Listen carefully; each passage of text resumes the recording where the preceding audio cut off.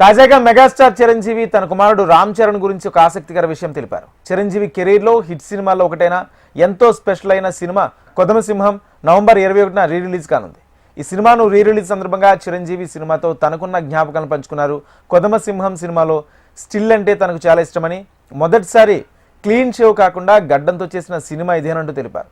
ఈ సినిమా తనకంటే చరణ్కి ఎక్కువ ఇష్టమని, అప్పట్లో రామ్ చరణ్ చిన్నప్పుడు వాళ్ళమ్మ కొదమసింహం సినిమా క్యాసెట్ పెడితే కానీ భోజనం చేసేవాడు కాదని తెలిపారు. చిరు చరణ్ గురించి మాట్లాడిన ఈ మాటలు ప్రస్తుతం ఫ్యాన్స్ సోషల్ మీడియాలో వైరల్ చేస్తున్నారు.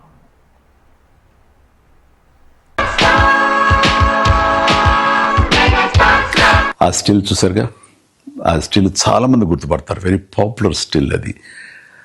కొదమసింహం అనే ఒక కౌబాయ్ ఫిల్మ్ నేను యాక్ట్ చేశాను 1990లో. సినిమాలో ద స్టిల్ నాకు చాలా ఫేవరెట్ స్టిల్.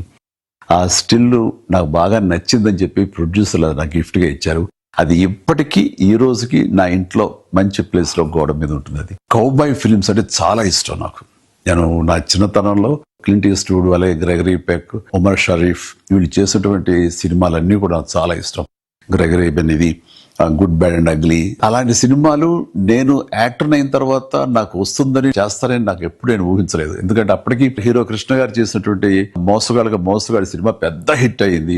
అన్ని రికార్డ్స్ అది బ్రేక్ చేస్తుంది అప్పట్లో. అలాంటి సినిమా మళ్ళీ చేయటం ఒక సాహసం అవుతుంది. బట్ అనుకోకుండా నాకు రమా ఫిల్మ్స్ నాగేశ్వరరావు గారు మీ మీద ఒక వెరైటీ సినిమా ఉండాలనే ఆలోచనలో మాకు కౌబాయ్ సినిమా అయితే ఎలా ఉంటుందో అనుకున్నాము, మీరు కథ వింటారా అని చెప్పేసి మురళీమోహన్ రావు తోటి రావటం, కథ వినిపించడం నాకు చాలా బాగా నచ్చడం, వెంటనే గ్రీన్ సిగ్నల్ ఇవ్వటం, వెంటనే అది కొదమసింహంగా అది మీ ముందు కూడా వచ్చేసింది. నాకు ఫేవరెట్ సినిమా ఉండొచ్చు, కానీ నాకంటే ఎక్కువ రామ్ చరణ్కి ఇది చాలా ఇష్టమైన సినిమా. తను చిన్నప్పుడు భోజనం చేయాలంటే వాళ్ళ అమ్మ ఈ సినిమా క్యాసెట్ పెడితే భోజనం చేసేవాడు కాదు. అంతగా ఫేవరెట్ ఫిల్మ్ చరణ్కి ఇది. రీ రిలీజ్ల సమయం ఇది. చాలా సినిమాలు రీ రిలీజ్ చేస్తున్నారు.